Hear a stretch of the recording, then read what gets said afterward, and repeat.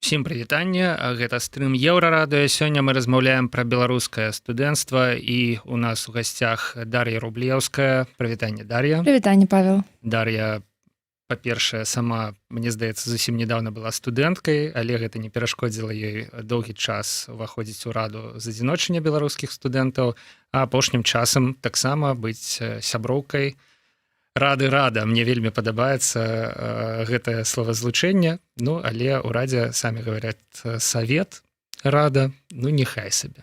Все ж таки мне падабаецца гэты каламбур. Студэнты былі заўважнай часткай беларускіх пратэстаў летась, што не магло не пацягнуць свае наступствы ў перыяд рэакцыі. Сотні студэнтаў прайшлі праз изалятары, дзесяткі прайшлі праз крымінальныя справы, і гэта ўсё справакавала, натуральна, масавую хвалю эміграцыі. Дар'я, што цяпер адбываецца з беларускім студэнцтвам? Ці супакоіліся тыя, хто застаўся? Ці прынялі яны гэтую новую рэчаіснасць? Ці пагадзіліся жыць у той Беларусі, якую ім прапанавалі ўлады ў 2020-м? Ну і вось у гэты перыяд рэпрэсій. Ну, відавочна, студэнты не пагаджаюцца на тыя ўмовы, у якіх яны існуюць зараз. Відавочна, зараз немагчыма казаць пра такі адкрыты супраціў, пра тое, што мы перажывалі яшчэ год таму, да? Калі якраз такі студэнцтва заставалася, можна сказаць, адной з немногіх, калі не адзінай сацыяльных груп, якая падтрымлівала лозунг кожны дзень і выходзіла на пратэсныя акцыі, на нейкія іншафарматныя акцыі супраціву, літаральна кожны дзень прадумваючы фарматы, прадумваючы розныя сэнсы, бо відавочна 1 верасня стала зразумела, што студэнцтва змагаецца не толькі супраць Лукашэнка, але і супраць усёй вось гэтай сістэмы, можна сказаць, акадэмічнага гвалту, акадэмічнага ціску. Зараз, як верна адзначылі, шмат студэнтаў, студэнтак былі вымушаны выехаць, альбо пад пагрозай крымінальнага пераследу, альбо проста, што былі адлічаны, і такі пераслед быў такім лагічным наступствам, альбо проста, што сядзяць зараз за кратамі. Але пры гэтым з адзіночання беларускіх студэнтаў іншыя формы студэнцкага яднання, яны працягваюць існаваць, працягваюць адвакацыйную дзейнасць. З адзіночання беларускіх студэнтаў не кранула вось гэтая хваля ліквідацыі? Ну, нас ліквідавалі яшчэ тады, калі гэта было не такім мейнстрімна. Так, таму мы доўгія гады існавалі без такой фармальнай рэгістрацыі, і таму мы на ўсё гэта як в меме глядзелі. А можам крыху адысці вось ад асноўнай тэмы і сапраўды вось да і пасля, бо грамадскія арганізацыі НКО, якіх ліквідавалі апошнім часам, да, яны даволі цяжка ўсё гэта перажывалі, хаця былі і тыя людзі, якія казалі, ну і што, ну нема ў вас фармальнай структуры цяпер, да, ніхто ж вам не забараняе працягваць працаваць. То бок гэта, ну, рэальна працуе, можна, не з'яўляючыся, не ведаю, юрасобай, там, ці, ну, неяк фармальна, не будучы зарэгістраваным, рабіць нейкія справы. Відавочна, мне здаецца, што часам якраз такі гэта фармальная рэгістрацыя, яна вельмі моцна абмяжоўвае арганізацыі, таму што мы маглі сабе дазволіць нейкую прямую адвакацыю студэнцкіх правоў, не баючыся згубіць гэтую фармальную рэгістрацыю. Мы падтрымлівалі палізняволеных заўсёды адкрыта, заўсёды камунікавалі з адміністрацыямі, універсітэтамі, дасылалі ім нашы лісты, хоць бы нам было, як бы, ну, ўсё роўна на тое, што ў нас няма рэгістрацыі. Нас пазбавілі несправядліва, незаконна гэтай рэгістрацыі, мы працягвалі карыстаць наш, умоўна кажучы, таварны знак. Таму мы, здаецца, як вось і рада, і так і з адзіночання беларускіх студэнтаў яскравым чынам падкрэсліваем тое, што арганізацыя гэта ў першую чаргу людзі, калі вы ўнутры выбудоўваеце працуючыя працэсы, працуючыя статуты, і дзейнасць ідзе, то навошта тады афармляцца такім чынам у краіне, якая не паважае гэтага? Ну, карацей, у краіне, дзе не да законаў, фармальны статус, у прынцыпе, не асоба-то дапамагае і не асоба-то ад чого-небудзь беражэ. У гэтым пункце паставім невялікую кропку. Вось студэнты, да, яны заўжды, ну, 20-м стагоддзі, прынамсі, былі часткай нейкіх хваляванняў у абсалютна розных грамадстваў. Адразу прыходзіць Францыя, там, 68-го года, Чэхія, тых жа часоў, да? Ну і відавочна было, што беларускія студэнты у 2020 годзе яшчэ да таго, да, што яны таксама могуць выйсці на вуліцы і стаць часткай пратэстаў. А я хацеў бы запытацца, наколькі, вось, на твою думку, гэтыя пратэсты былі стыхійныя? Вось 12 чалавек, я так разумею, сядзіць за арганізацыю студэнцкіх пратэстаў. Да? Вось чым, я не ведаю, чым была іх роля рэальная, да? Што яны рабілі? Ну, і ці вёў сапраўды хто-небудзь гэтых студэнтаў за руку на вуліцу, там, з універсітэта, давайте сёння выйдзем на марш. Ну, вельмі дзіўна думаць, што студэнтаў, дарослых людзей можна взяць за руку і прывесці на нейкія акцыі ці яшчэ нейкім такім чынам. Так нашы ўлады і думаюць, пераб'ю, Дар'я, таму што менавіта яны самі так і робяць. Ну, яны нават не могуць уявіць, што ёсць нейкі іншы варыянт. Яны прызвычаіліся працаваць з БРСМ. Мы не працуем з БРСМ. З той моладдзю, якая не ўмее думаць, з той моладдзю, якая не мае ўласнага меркавання, якія гатовы ісці за пэўнымі умоўна-сацыяльнымі плюшкамі за штосьці. Мы, напэўна, вось пра такую моладзь зараз не будзем казаць. Мы будзем казаць пра тую моладзь, якая апынулася ў самым віры ўсіх гэтых падзей, якая сама выдумвала гэтыя стачкамы, напрыклад, да, ініцыятыўныя групы. Гэта ж все парасло не з таго, што там 7 чалавек в Радзе з адзіночных беларускіх студэнтаў напісалі камусьці, сказалі, все, завтра БДУИР выходзіць, завтра БНТУ выходзіць, і все па такім чароўным узмаху палачкі все выйшла. Не, гэта актыўныя студэнты, студэнткі, лідары меркаванняў сваіх лакальных супольнасцяў, якія ядналі вакол сябе людзей. Тое, што 12 чалавек зараз сядзіць па справе студэнтаў, ужо асуджаных да 2,5 да 2 гадоў зняволення, гэта, безумоўна, студэнцкія актывісты і актывісткі. Гэта лідары і лідаркі сваіх універсітэтаў, альбо не толькі універсітэтаў, як Алана і Ксюша, якія пры гэтым уваходзілі ў раду з адзіночання беларускіх студэнтаў, але пры гэтым яны не мелі ніякага дачынення да таго, каб здзяйсняць нейкія супрацьпраўныя альбо злачынныя дзеянні. Не, такога не было. Студэнты маюць свае галовы. Гэта все дарослыя людзі, яны маюць права вырашаць самі за сябе і адказваць за свае ўчынкі. А тое, што стала асновай для гэтай справы, гэта выключная прага палітычнай помсты, паказаць студэнтам, студэнткам, што мы гатовы, мы можам дацягнуцца да ўсіх вас, нам усё роўна, колькі вам год, нам усё роўна, што вы там узросту нашых дзяцей, нам вось трэба выканаць нейкую палітычную замову, і все гэтыя студэнцкія пратэсты, ну, як бы знайсці зачыншчыкаў. Але пры гэтым пасля нават затрымання працягваліся все студэнцкія пратэсты, і яны, в прынцыпе, зараз працягваюцца, што толькі тлумачыць тое, што няма ніякіх куклаводаў. Ну, я разумею ўлады. І нават ты зараз распавяла крыху іх логіку, да, у тым, што канешне ж, лягчэй прадставіць гэта ўсё, быццам бы нейкія зачыншчыкі, некага падбухторылі. Ну, і з гледзячы сілавікоў гэта крута выглядае. Мы гэтых зачыншчыкаў забралі, з гледзячы судоў гэта крута выглядае. Мы гэтых зачыншчыкаў пасадзілі, все, як бы, да. Але нічога не ўсё, і старонка не перагорнутая, і мне вельмі падабаецца ізноў жа параўнанне з тарфяным балотам, з пажарам на тарфяным балоце. Недзе ён там ёсць, хаця яго і абсалютна не бачна. Як табе здаецца, вось гэтая метафора, яна падыходзіць да беларускага студэнцтва? Прямо зараз я думаю, што ў нас такі час зацішша. Пажара няма. Пакуль, пэўна, ён вось на асабістым узроўні, бо варта разумець, што вельмі вялікая колькасць моладзі была рэпрэсавана. І тут, пэўна, варта разумець, узгадаць сябе, напэўна, 20-гадовым, 22-гадовым чалавекам, які пад ціскам, па-першае, бацькоў сям'і, па-другое, пад ціскам адміністрацыі універсітэта, альбо дадаем адміністрацыі інтэрната, калі ён там жыве, і плюс яшчэ пад такім вялікім цяжарам дзяржавы.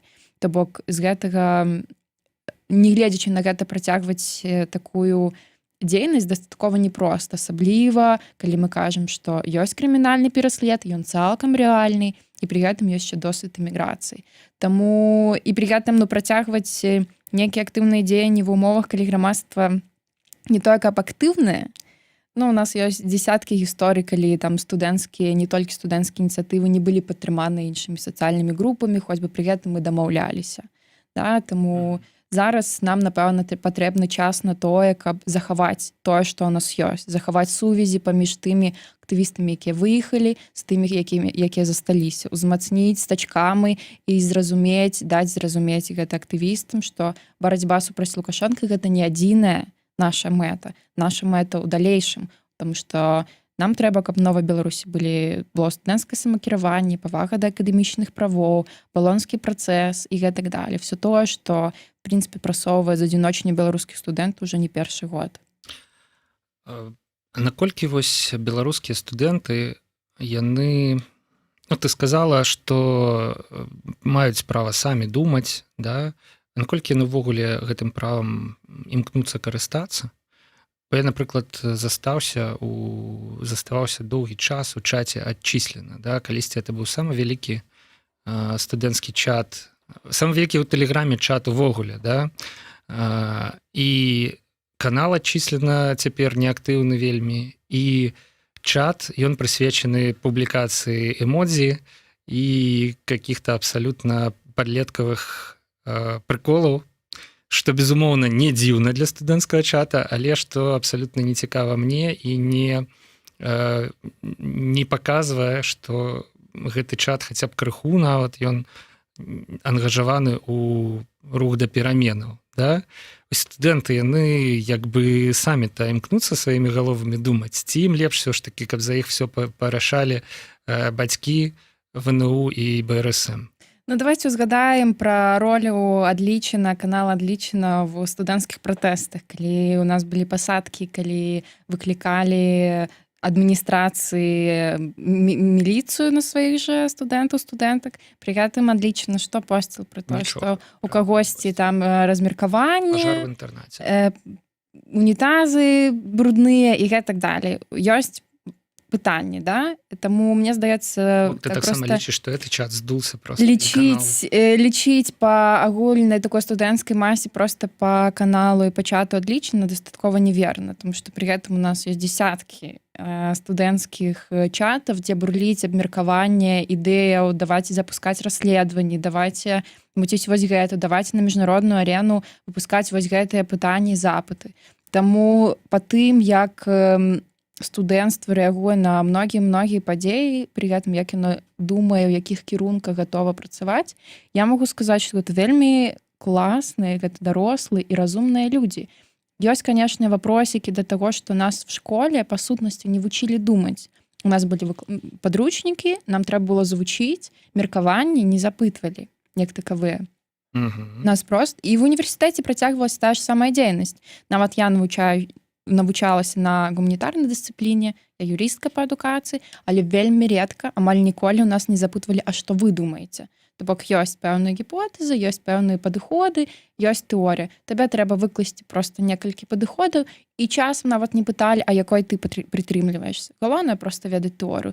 Тое ж самае і з іншымі. Да? Просто мы часам патрабуем ад студэнцтва занадта шмат, правда, да?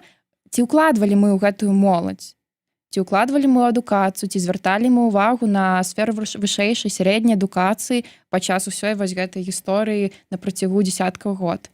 А потым, чамусьці в 2020 годзе у нас все пачынаюць казаць, што а студэнцтва выйдзе ці не выйдзе? Напэўна, не выйдзе. Што ад іх чакаць?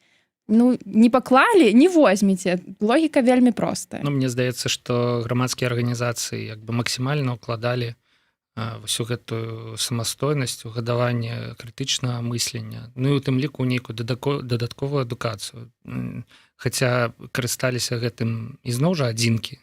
Умоўна кажучы, я памятаю беларускі калегіум, куды можна было спакойна абсалютна хадзіць. І я ў свой час, калі навучаўся, хадзіў, але ну, ён паціху так выміраў, і я не ведаю, што з ім там цяпер. Да? Вось, проста няма у грамадства нейкіх рычагоў для таго, каб уздзейнічаць эфектыўна на гэтую масу. Гэтыя рычагі ёсць у дзяржавы. Яна імі карыстаецца для супрацьлеглай як бы мэтай. І ну это канешне наіўнае пытанне, але што рабіць цяпер, калі рычагоў яшчэ менш, калі грамадскія арганізацыі зліквідаваныя, калі лідары студэнцкія яны ці сядзяць, ці з'ехалі, і таксама сядзяць і з'ехалі найбольш актыўныя людзі, да, што мы можам. І ну акрамя таго, каб увайсці в чат адчыслена і пачаць там пісаць людзі, што вы робіце, дзе вашы галовы. Я думаю, што такі прямое ўздзеянне наўрад ці дапаможа. Пытанне, напэўна, адказ вельмі просты, гэта падтрымліваць тое студэнцтва, якое зараз ёсць. Неважна, дзе яно, за мяжой альбо яшчэ застаецца, нам варта гэта падтрымаць. Зараз студэнцтва такое, ну, па маіх адчуваннях, моцна недалюбленае. Ёсць адчуванне, што ім моцна не хапае такога фідбэку, што вы робіце ўсё верна. Тое, што вы у нас была вельмі гарячая восень, а зараз ну такое зацішша не вызначае то, што мы прайгралі. Вы все тое, што вы працягваеце, вы робіце верна. Мы безумоўна з АБС, в моладзевым савеце рада, у іншых арганізацыях кажам гэта, але было б дзіўна, калі б мы не казалі, але мы адна супольнасць. І атрымліваецца, што мы клапоцімся ну, пра саміх жа сябе. Вельмі важна, каб самыя розныя актары, СМІ, палітычныя актары, фонды, хто заўгодна, проста людзі, седзячы в інстаграме, даслалі там аганёчкі, нейкія эмоджы, пісалі: ребята, все окей, вы малайцы і так далее. Гэта сапраўды надае вельмі шмат моцы. Данаты, проста падтрымка, пераводы, узгадванне палітычных зняволеных, студэнтаў, студэнтак, іх зараз 49 чалавек. Это таксама вельмі важна. Таму нам застаецца гадаваць тых самых людзей, якія при наступнай хвалі безумоўна ўключацца, при гэтым падтрымліваць сувязь паміж тымі, хто з'ехаў, тымі, хто застаецца. Бо это вельмі класнае падзяленне, калі тыя, хто з'ехалі, могуць взяць шмат такіх небяспечных функцый на сябе, пакідаючы для мясцовых нейкую партызаншчыну, напрыклад. Шляхоў вельмі шмат. Мне яшчэ падаецца, што вельмі важна, каб у цяперашніх студэнтаў была нейкая візія альтэрнатыўнай будучыні, не ведаю, як гэта сказаць больш-менш зразумела, каб яны разумелі, што ёсць не толькі вось гэты шлях 5 гадоў універсітэце, 2 там ці 5 гады размеркавання, калі мэтавы чалавек, то 5 гадоў там, і далей праца ў гэтай сістэме, што ёсць іншы шлях, і ён магчымы, і можна развівацца, каб пайсці па ім. Але, канешне, любы іншы шлях, акрамя таго шляха, які прапануе дзяржава, як бы ехаць па накатанай лыжні, ён больш складаны. Мне здаецца, што гэта таксама будзе мець нейкае ўздзеянне. Вось ты сказала, што 49 рэпрэсаваных палітзняволеных, так? Так. А ці можна хаця б прыкладна ацаніць колькасць тых, хто з'ехаў, колькасць тых, хто прайшоў праз суткі, там, ці ёсць нейкія ацэнкі такія? Пэўна, агулам падлічыць нават немагчыма, Ну, тому што зразумела. калі мы кажам пра адміністрацыйныя нейкія зняволенні, варта адзначыць, што, напрыклад, з АБС і сумленны універсітэт мы вядзем статыстыку з 1 верасня. Тое, што адбывалася цэлы месяц у жніўні, мы не можам там адасобіць, бо там умоўна ў спісах акрэсціна не тлумачылася, што гэта той студэнт БНТУ ці студэнтка МДЛУ. Вось. У нас ёсць сведчанні як мінімум пра 300 палітычна матываваных адлічэнняў, але колькі людзей з'ехала, незразумела. Можна, канешне, падлічыць, колькі людзей навучаецца на стыпендыі Каліновскага, праграме Каліновскага, колькі яшчэ скарысталіся нейкімі магчымасцямі, але узгадваем крытэрыі многіх зараз адукацыйных праграм. Я не кажу, што это кепска, калі ёсць магчымасць падавацца не толькі рэпрэсаваным, але часам гэта ідзе не толькі адресна да тых, хто быў рэпрэсаваны. Таму я ўпэўнена, што гэта лічба ідзе там да 1000, з улікам таго, колькі ў гэтым годзе універсітэты не дабралі. То бок людзі і на першы курс нават паступаюць кудысьці за мяжу, бо тут не бачаць ніякай будучыні. А што датычна сутак, то там таксама некалькі сотняў. Вось вельмі цікавае, што я пачуў, гэта тое, што праграмы, якія ёсць, дарэчы, праграма Каліновскага, мне здаецца, цяпер не адзіная, далёка адзіная. там ёсць мінімум там 3 праграмы розных, да, то бок ёсць выбар, але гэтая праграма яны прымаюць не толькі рэпрэсаваных, то бок суткі ці пераслед нейкі ці выцісканне палітычна матываванае з універсітэта гэта не ёсць абавязковай умовай для того, каб беларускі студэнт скарыстаўся, а як гэта ўсё адбылося. Ну, то бок, это ж трэба, каб вось гэтыя універсітэты заходнія, ну, я так разумею, што ў асноўным все ж таки гаворка ідзе пра еўрапейскія універсітэты, насаспелі да таго, каб сказаць, вось, калі ласка, беларусы не толькі рэпрэсаваныя, прыходзьце там на гэтыя стыпендыі. Ну, варта таксама проста памятаць, што все еўрапейская такая акадэмічная супольнасць вся была вельмі ўзрушана тым, што адбываецца. Для іх нават тое, што выкладчык нейкім чынам не падтрымлівае студэнтак, там падае нейкія дакладныя на сваіх студэнтаў, гэта ўжо для іх не просто неверагоднае здзіўленне, як гэта можа быць. Таму для іх, пэўна, і некаторыя крытэрыі рэпрэсаванасці дастаткова нізкія для іх. І так, тое, што ты жывеш в Беларусі, ты ўжо рэпрэсаваны. Таксама ёсць поінт непразрыстасці працэдуры адбору. Напрыклад, з адзіночання беларускіх студэнтаў па сутнасці адзіная структура, якая можа займацца верыфікацыяй студэнтаў, студэнтак. Але пры гэтым ЗБС не запрошаны ні ў адну адборачную камісію па студэнтах. Вось, таму мы маем тое, што мы маем. Відавочна, праграмы Каліновскай карыстаюцца зараз многія людзі, не абавязкова нават моладзь, якім неабходна проста прыехаць нейкім чынам. Бацьку і сына, якія паступілі разам, нехта распавядаў мне не вельмі даўно, так паказваюць мне, што трэба бліжэй да мікрафона.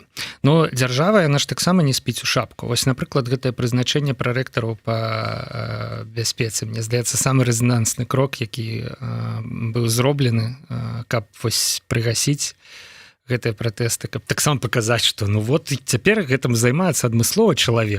Да? Вось ён адказны. Як такія крокі яны ўвогуле ўплываюць на акадэмічную супольнасць? Мне здаецца, што цалкам негатыўна. То бок студэнт яшчэ раз бачыць, што ёсць паміж ім і свабодамі нейкі канкрэтны бар'ер. Мне здаецца, проста ўжо студэнты в Беларусі не адчуваюць, што ёсць хаця б нейкая свабода. Таму што спярша гэта, ну, па-першае, такі умоўна КДБшнікі в універсітэтах заўсёды былі супрацоўнікі ў адстаўцы ці яшчэ нейкім чынам, якія назіралі.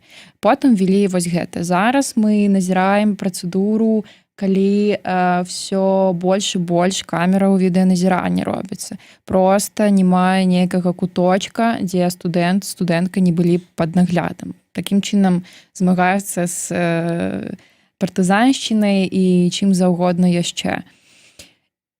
Глядзі, мне здаецца, што весь тренд апошніх, в прынцыпе, 25 гадоў, 20, гэта ўзмацненне кантролю і за грамадствам увогуле, і за студэнцтвам у прыватнасці. Таму што я памятаю свае студэнцкія гады ў пачатку 2000-х. Ва універсітэтах і ў ліцэі БДУ, дзе я вучыўся, тады былі аўдыторыі адкрытыя. І мы маглі не проста ў калідорах, да, тусавацца, маглі ў аўдыторыях сядзець. А пасля, ну, вось што пачалося? Аўдыторыі пачалі закрываць. У калідорах все на відавоку. Нашмат больш на відавоку, чым за дзвярыма. Нават калі дзверы адкрытыя. Да? Ўсё ж такі аўдыторыя, яна, ну, гэта нейкі такі спейс больш схаваны, да? Больш адгарожаны ад таго, што на відавоку. І вось гэты працэс, мне здаецца, ён проста ў розных формах, але ён ідзе, і ўлады кожны раз прыдумваюць, кожны год, кожныя пару гадоў, да, прыдумляюць нешта. Вось камеры, круты апошні, да, такі крок, сапраўды вялікі брат сочыць ужо за студэнтамі кожную хвіліну, калі ідзе адукацыйны працэс і яны ва ўніверсітэце. А як, ну, колькі гадоў вось трэба чалавеку, каб ён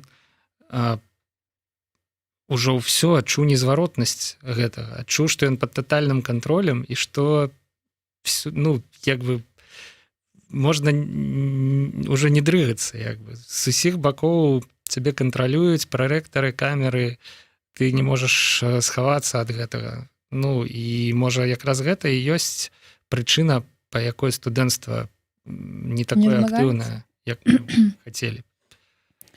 Ну, прямо кажучи, зараз відавочна все гэтыя камеры, ўзмацнення рэпрэсіўнай машыны робіцца моцным стоп-фактарам, вельмі моцным. Таму што калі тебе выклікаюць на размову альбо садзяць на суткі, таму што ў тебе валасы з чырвонай палоскай, ну, а сэнс? Ну, як бы ты проста робіш здароўе, і, в прынцыпе, это няма ніякага выхлапу, да, з гэтага.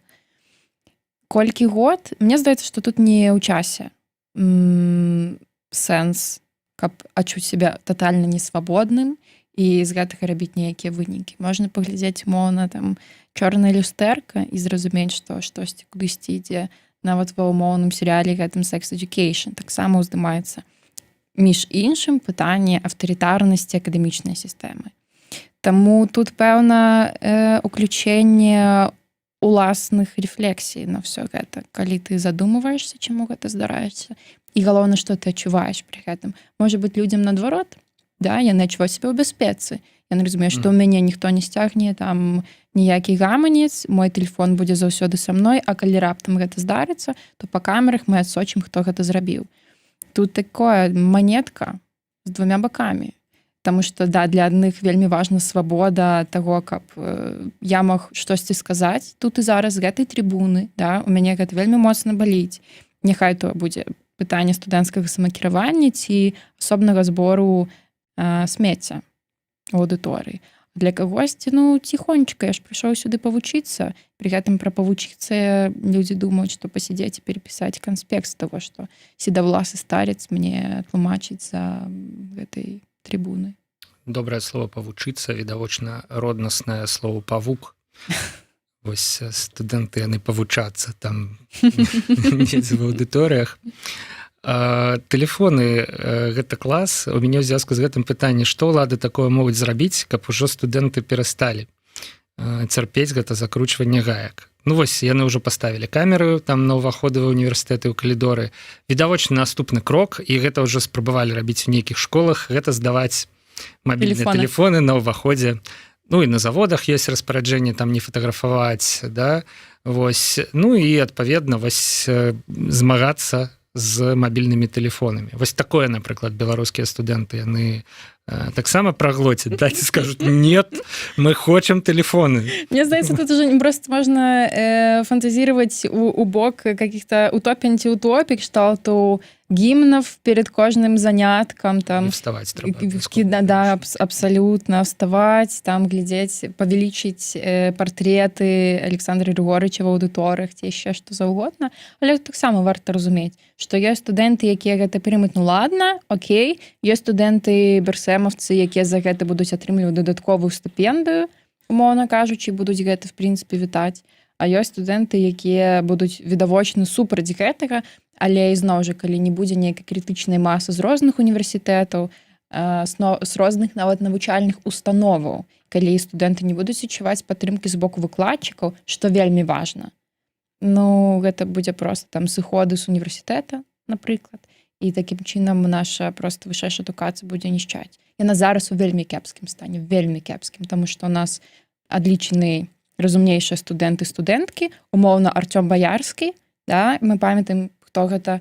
Па-другое, у нас звольнены выдатнейшыя выкладчыкі і выкладчыцы, іншы персанал. У нас зараз агулам у кіраванні універсітэтаў стаяць абсалютна незразумелыя людзі. Ну што казаць, калі у нас міністрам навукі, ну, як бы, хто прызначаны, да? Мы все памятаем гэтыя гісторыі. Таму мне здаецца, што далей ва ўмовах, калі людзі ўсё часцей і больш з'язджаюць, калі у нас і так у вельмі кепскім стане вышэйшай адукацыі, у нас проста абнішчанне. Ну, дарэчы, прызначэнне Карпенкі міністрам адукацыі гэта адзін з першых выпадкаў, калі лаяльнасць і, скажем так, ну, вось крэпка-хазяйственнасць, да, яна была пастаўлена вышэй за нейкія акадэмічныя дасягненні, да, за статус у сусветнай адукацыйнай супольнасці, да, яго Жураўкоў, наколькі я памятаю, да, магу блытаць, а можа гэта рэктарам БДУ быў Жураўкоў, да, і ён быў сапраўды навукоўцам. То бок Ну, не навуковец у нас цяпер міністр адукацыі ў класічным выглядзе. У нас застаецца 5 хвілінаў, насамрэч, і я хацеў бы звярнуцца да каментароў на Ютубе. Не паўтараў я, што гэта стрым, што можна задаваць пытанні, але яны, у прынцыпе, ёсць. Ёсць каментары падтрымкі, ёсць каментары такія з'еллівыя. Да? Напрыклад, пачуўшы, што вы юрыстка, нехта, дарэчы, павыдаляў гэтыя каментары толькі што. Але пачуўшы, што вы юрыстка, вас папрасілі прыгадаць, Дар'я, 27 артыкул Канстытуцыі. Ну так, навскідку. Вось. Што юрысты адказваюць на